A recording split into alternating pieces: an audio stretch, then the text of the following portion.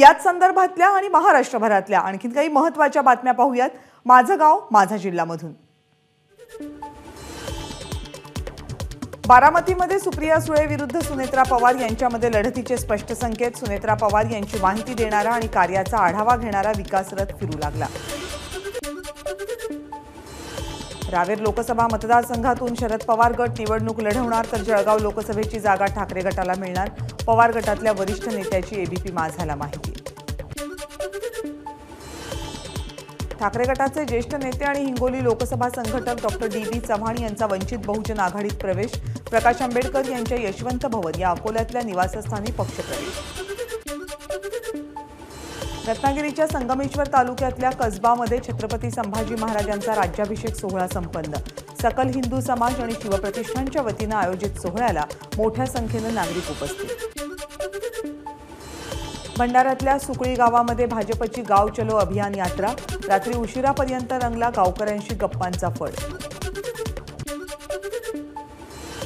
बुलढाणा जिल्ह्यामध्ये अनेक ठिकाणी अवकाळी पावसाची दमदार हजेरी। वीज अंगावर पडल्याने एकाचा मृत्यू, रब्बी पिकावर मोठा परिणाम।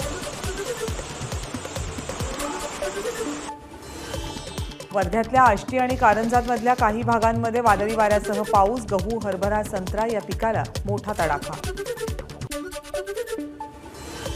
अहमदनगर छत्रपती संभाजीनगर महामार्गावर अज्ञातांनी जाळले टायर्स। मराठा समाजाच्या कार्यकर्त्यांनी टायर जाळल्याची चर्चा। छत्रपती संभाजीनगरला पाणी पुरवठा करणारी पाईपलाईन चितेगावजवळ फुटली। लाखो लिटर पाणी वाया, पाणी पुरवठ्यावर परिणाम होणार। परभणीच्या गंगाखेड नांदेड महामार्गावरच्या मरडसगाव तसंच गंगाखेड राणी सावरगाव या दोन्ही महामार्गांवर मराठा समाजाचं चक्काजाम आंदोलन।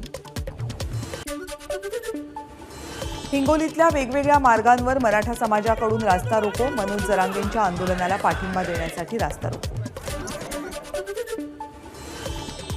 परभणी नांदेड महामार्गावर चक्काजाम आंदोलन। हिंगोली जिल्ह्यातल्या बळेगाव पाटीवर रास्ता रोको। मनोज जरांगेंच्या समर्थनार्थ नांदेड जिल्ह्यात ठिकठिकाणी मराठा समाजाचा रास्ता रोको। गेल्या काही तासांपासून निर्मल ठाणे राष्ट्रीय महामार्ग बंद। नांदेड नागपूर महामार्गही बंद।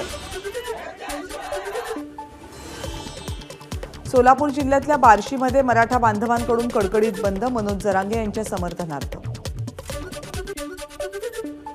सोलापूर जिल्ह्यातल्या बार्शीमध्ये मराठा बांधवांकडून बंद तर छत्रपती संभाजीनगरच्या वैजापूर शहरालगत असलेल्या स्टेशन रोडवरील MIT कॉलेजजवळ आंदोलक आक्रमक। जरांगेंची प्रकृती खालावल्याने धुळे सोलापूर राष्ट्रीय महामार्गावर अनुचित प्रकार घडल्यास बसेसना नुकसान होण्याची शक्यता ध्यानात घेऊन छत्रपती संभाजीनगरच्या सिडको डेपोकडून बीडकडे जाणाऱ्या सगळ्या बसेस बंद। परभणी हिंगोली जिल्ह्यातील बस सेवा पूर्णतः बंद। जिल्ह्यात मराठा आरक्षणासाठी ठिकठिकाणी आंदोलन, बस सेवा बंद।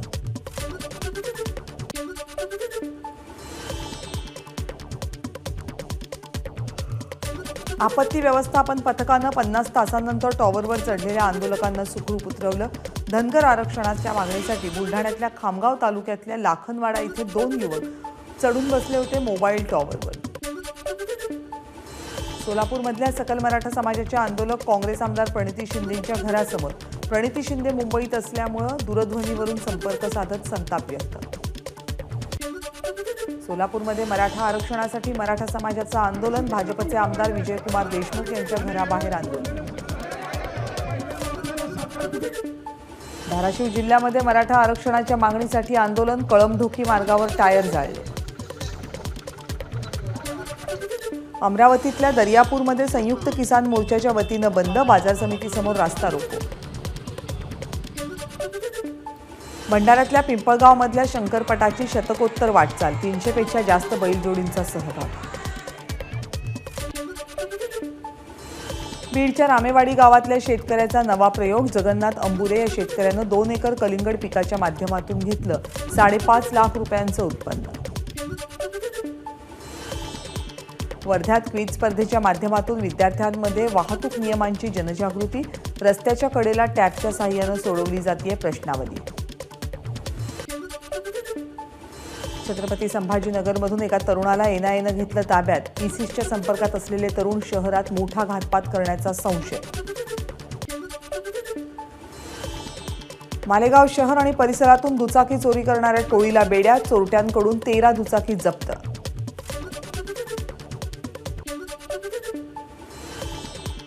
जालना खामगाव मार्गावर स्टील कंपनीच्या कर्मचाऱ्याला लुटलं. 27 लाख रुपये लुटून चोरटे पसार. 2 आठवड्यांमध्ये रस्ता अडवून लुटीची 5वी घटना.